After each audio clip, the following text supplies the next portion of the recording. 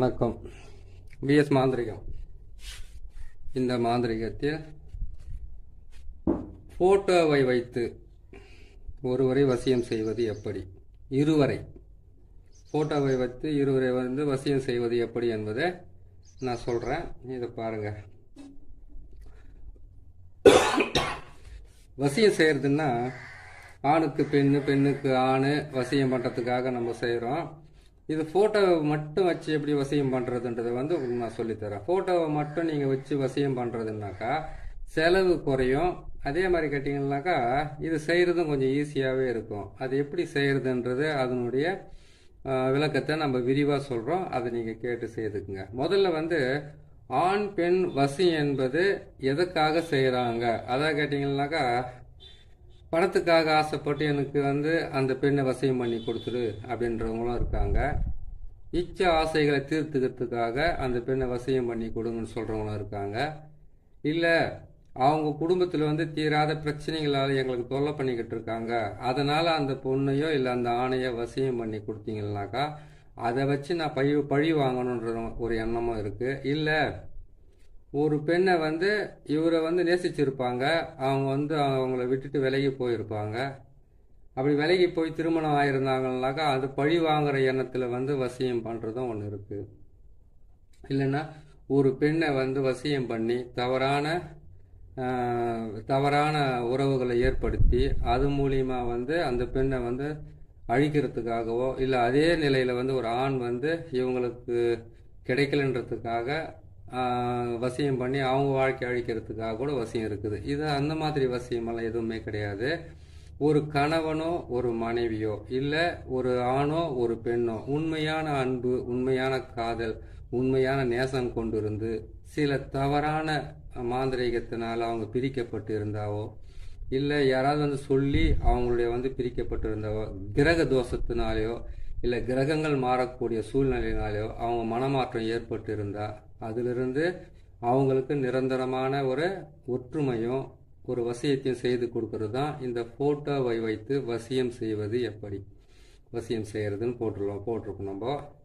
இது செய்கிறதுக்கு நீங்கள் முதல்ல செய்ய வேண்டியது கேட்டிங்கன்னாக்கா எந்த ஆண் எந்த பெண்ணை விரும்புகிறாங்க, எதுக்காக விரும்புகிறாங்க முதல்ல செஞ்சு கொடுக்க வேண்டியது அந்த வசின்றது கணவன் மனைவிக்காக செய்து கொடுக்கணும். அதாவது கேட்டிங்கன்னாக்கா குடும்ப சூழ்நிலையால் பிரியப்பட்டவங்களும், இல்லை கேட்டிங்கன்னா தாய் பேச்சு கேட்டுக்கிட்டு பிரியப்பட்டவங்களும், இல்லை தகப்பன் பேச்சு கேட்டுக்கிட்டு பிரியப்பட்டவங்க, சண்டையால் பிரியப்பட்டவங்களும், அப்படி இல்லைன்னு கேட்டிங்கன்னாக்கா மற்றவங்க பெண் மேலே தவறான ஒரு இது சொல்லியிருந்தாங்களோ அது மூலியமாக பிரிஞ்சிருந்தாலும், இல்லை ஆண் மேலே தவறு இப்படியெல்லாம் செய்கிறான்றதுக்காக குடும்பத்திலேருந்து சூழ்நிலையால் பிரியப்பட்டவங்களுக்கும் நாம் கணவன் மனைவியாக இருக்கிறவங்கள காரணமே இல்லாமல் பிரிஞ்சு இருக்கிறவங்களுக்கு ஒரு நல்ல ஒரு உறவை ஏற்படுத்தி கொடுக்கறதுக்கு தான் இந்த ஃபோட்டோவை வச்சு வசியம் செய்வது எப்படி அப்படின்ற தலைப்பை நம்ம வச்சுருக்கோம். இது செய்யணும்னு கேட்டிங்கன்னா முதல்ல அந்த பெண்ணுடைய அப்போ யார் பிரிஞ்சு இருக்காங்களோ அவங்க ரெண்டு பேருடைய, அதாவது கிட்ட பிரிஞ்சு இருக்கிறவங்களுடைய காலடி மண்ணும் வேணும், பிரியப்பட்டு தனிமையில் நிற்கிறாங்களா அவங்களுடைய காலடி மண்ணும் வேணும். இந்த ரெண்டு காலடி மண்ணோட சேர்த்து நம்ம என்ன செய்யணும்னு கேட்டிங்கன்னாக்கா பச்சரிசி மாவு, ரெண்டாவது கேட்டிங்கன்னாக்கா நம்ம ஊருக்குள்ளே இருக்கக்கூடிய நல்ல, அதாவது கேட்டிங்கன்னாக்கா அரச மரமோ இல்லைன்னு கேட்டிங்கன்னாக்கா ஆலமரமோ, இந்த அரச மரம் தாண்டி ஆலமரம் தாண்டி எங்கே இருந்தாலும் சரி அந்த மண் கொஞ்சம் எடுத்துக்கலாம். அடுத்தது கேட்டிங்கன்னாக்கா இந்த பாழடைஞ்ச புத்தெல்லாம் இருக்குமா இடத்துல புத்து இருக்கு, அந்த இடத்துல மண் எடுக்கக்கூடாது. கோயில் அந்த புத்தை சாமியாக கும்பிட்டு அது மேலே மஞ்சள் குங்குமத்தெல்லாம் தூவி இருப்பாங்க. அந்த இடத்துல பார்த்தீங்கன்னா சூளமெல்லாம் அங்கே குத்தி வச்சுருப்பாங்க. அந்த மாதிரி நல்லா வளர்ந்துக்கிட்டு இருக்கிற நல்லா வளர்ந்துக்கிட்டு இருக்கிற அந்த புத்தோட மண் கொஞ்சம் தேவைப்படும். அதாவது இவங்க ரெண்டு பேருடைய காலடி மண், அந்த புத்து மண், அப்படின்ட்டு அரச மரமோ ஆலமரமோ, ஆலமரமாக இருந்தால் ரொம்ப நல்லது தான், அரச மரமாக தான் நல்லது தான். அதுக்கு கீழே இருக்கக்கூடிய கொஞ்சம் மண்ணை கொண்டு ஒரு உருவ சிலையை, ஒரு உருவ பொம்மையை செய்யணும் நம்ம. இதுதான் இந்த மாதிரி ஒரு உருவ பொம்மையை நம்ம செய்து, இந்த உருவ பொம்மையை அந்த மண்ணில் தான் செய்திருக்கோம். இதில் செய்துட்டு என்ன பண்ணணும்னு கேட்டிங்கன்னாக்கா இந்த மாதிரி ஒரு தகடு எடுக்கிறோம். இந்த தகடு எடுத்து இதில் 6 கோணம் போட்டிருக்கோம் பார்த்தீங்களா, 6 கோணத்தை நம்ம போட்டு இந்த 6 கோணத்துக்குள்ளே என்ன பண்ணு கேட்டிங்கன்னாக்கா வசி இங்கே கீழே போட்டிருக்கோம் பாருங்கள். இந்த சக்கரத்தை பார்த்துக்குங்க. இந்த சக்கரத்தை நம்ம போட்டுட்டு இதில் பார்த்தீங்கன்னாக்கா நடுவில் வான்ற எழுத்தை போடுறோம். அதுக்கப்புறம் வசிய வசிய அப்படின்ற எழுத்து தான் போட்டிருக்கோம். இந்த சக்கரத்தை வந்து பார்த்தீங்கன்னா நான் மஞ்சள்லையும் குங்குமத்தாலையும் போட்டிருக்கேன். முதல்ல வந்து திருநீரால போட்டிருக்கேன்.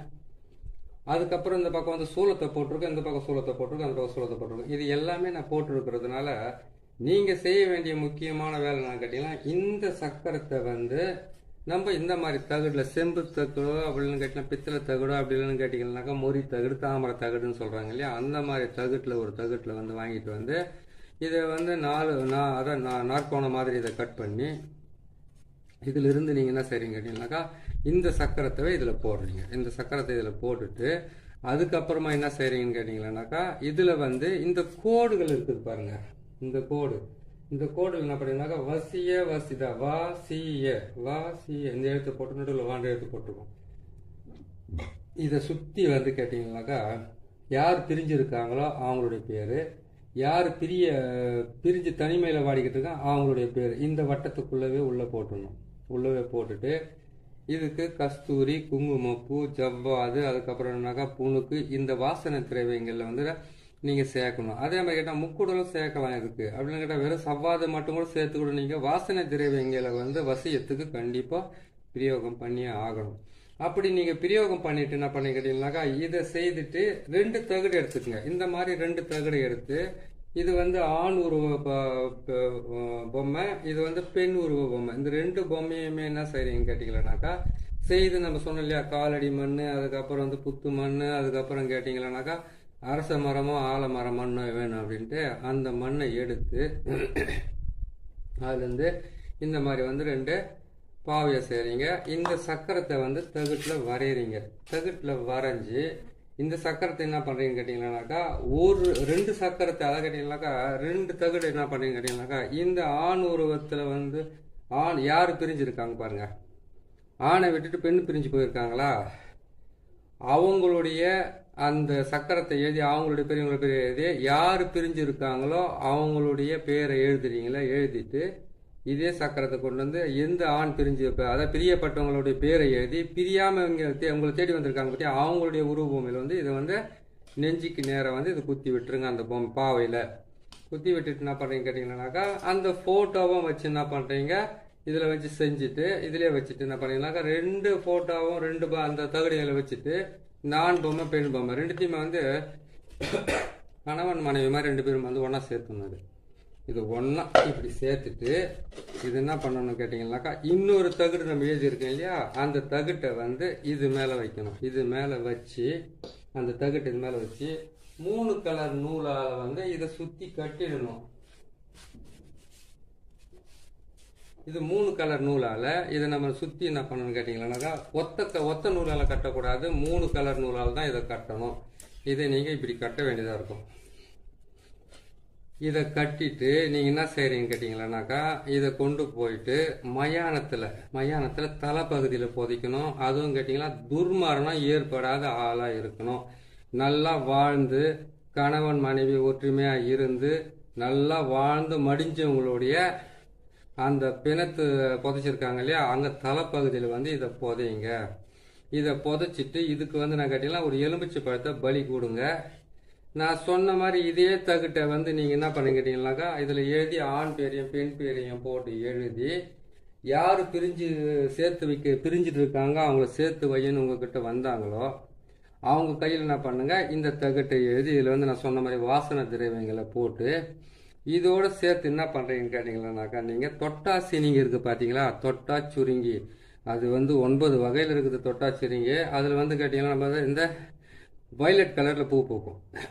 அதனுடைய வேர் எடுத்து இதில் அந்த தகுட்டோடு சேர்த்து நீங்கள் என்ன பண்ணி ஒரு தாயத்தில் போட்டு அவங்க கையில் கொடுத்தீங்கன்னா அதை பசும்பாலில் போட்டுக்கிட்டு வந்தாங்கன்னா தொடர்ந்து உங்களுக்கு சீக்கிரமாக வசியமாகி அந்த வசியம் மூலியமாக வந்து கணவன் மனைவி ஒற்றுமை, பிரிஞ்சு இருக்கிற உண்மையான காதலர்கள் ஒற்றுமை, பிரிஞ்சு இருக்கிற குடும்பத்துக்குள்ளே இருக்கக்கூடிய தம்பதிகளுடைய ஒற்றுமை, அந்த மாதிரி வந்து ஒவ்வொருத்தருக்கும் அந்த ஒற்றுமைகளும் வசியமும் கிடைக்கும். அதுக்கு வந்து கண்டிப்பாக நீங்கள் செய்ய வேண்டியது வந்து வெள்ளிக்கிழமை நீங்கள் என்ன பண்ணுறீங்க கேட்டிங்களானாக்கா அந்த நான் சொன்ன மாதிரி வந்து தொட்டால் சுருங்க வந்து வேரை எடுத்து நீங்கள் முதல்ல வீட்டில் வச்சுக்கோங்க.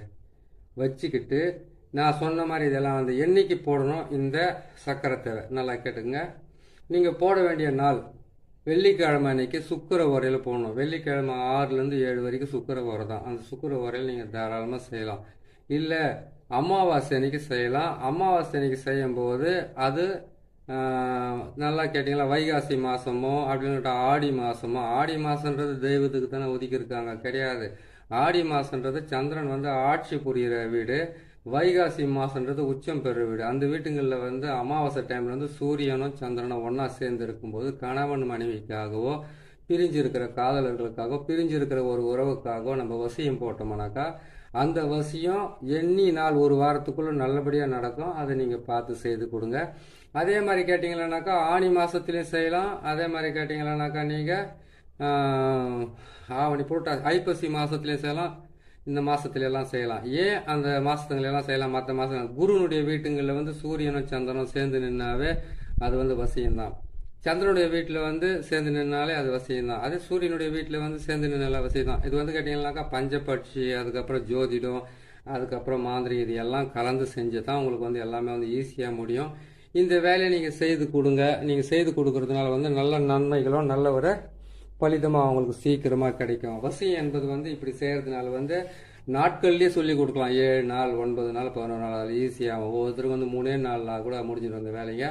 இதை செய்து கொடுங்க. உண்மையாக நடக்கும், நல்லபடியாக நடக்கும். இன்னொரு நல்ல பதிவில் உங்களை நான் சந்திக்கிறேன். நன்றி, வணக்கம்.